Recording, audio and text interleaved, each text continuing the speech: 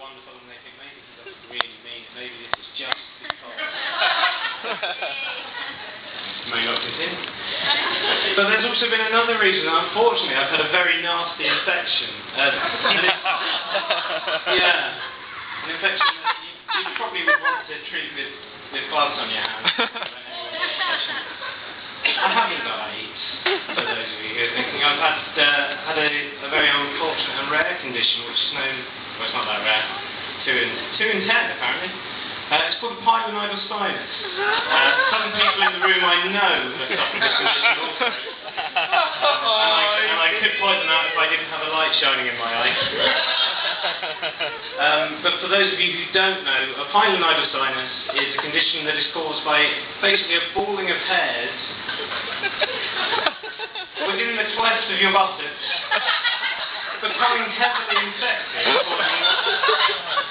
what can only probably be described as a nasty abscess that tends to grow to, in my case, to the size of a golf ball, causing rather a lot of pain when it comes to sort of sitting down or utilising the toilet for anything other than a standing up purpose. And I must admit, I did let this go over the top. I let this one go for 4 years before I got I realised I wasn't going to die, but maybe I could let this go a little bit long, but it did get too much, and I've heard other people who've had treatment.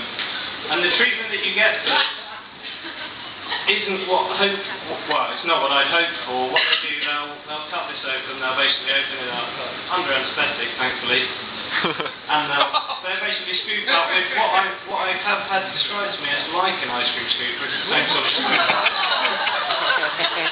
Take out all of the debris. In my case, I did read on the notes the district nurse was revolting. They take out the debris and they leave you with basically an open wound that they fill up with a gauze, like a cotton wool base, that's probed into you every morning by the district nurse. In my case, my district nurse was a lovely, great big Zimbabwean man called Winston. I've been looking forward to that encounter until he left. And they probed this in every day. In my case, the recovery took 16 weeks. I decided maybe I'd like to slow it down so that Winston could come and see me a bit more often. He was basically a nice guy. I mean, he had a very unfortunate job, but I tidied my room for him. Broke out the water. Nice. But what this meant, it also meant, unfortunately, because the surgery happened as a result of an infection, unfortunately there was a nasty smell that went with it. And obviously body's another nice area, prone to a little bit of bacteria. I don't know where the bacteria came from, I didn't encourage this. But it did happen, and unfortunately even the stench of when I took my own underpants off could cause myself to gag, and I wouldn't want to do that or a man. More realistically. So this stench, unfortunately, it would be very nasty, and I'd have to go in the shower with this, and obviously because of the nature of it and the fact that you have to keep the infection away, I'd have to wash it very thoroughly.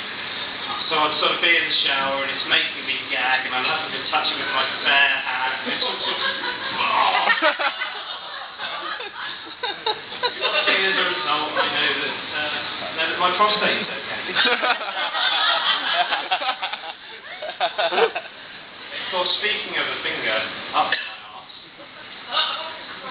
which you might like, I've recently been thinking about God's anger towards the world that he clearly has, because obviously there's these 2 warring factions with the East and the West. People are not particularly happy about our decadent way of life, and I can sort of see this point, and I think I've located the source particularly of why people are angry with our lifestyle. And it's anal lube. I'm not going to lie. I've got something in my pocket here, just in case anybody wants any. This anal lubrication, I've just got a feeling that perhaps God did not agree with the idea that these holes that he made that are too tight to enter, even with some of what I brought to the party are too tight to enter. I've got a feeling that God didn't want us in there. So this one that we've made to help our fellow brethren out. Thank you very much, by the way. But I can see perhaps why God was angry about that. And of course, summer 2007 We experienced vicious flooding in this country.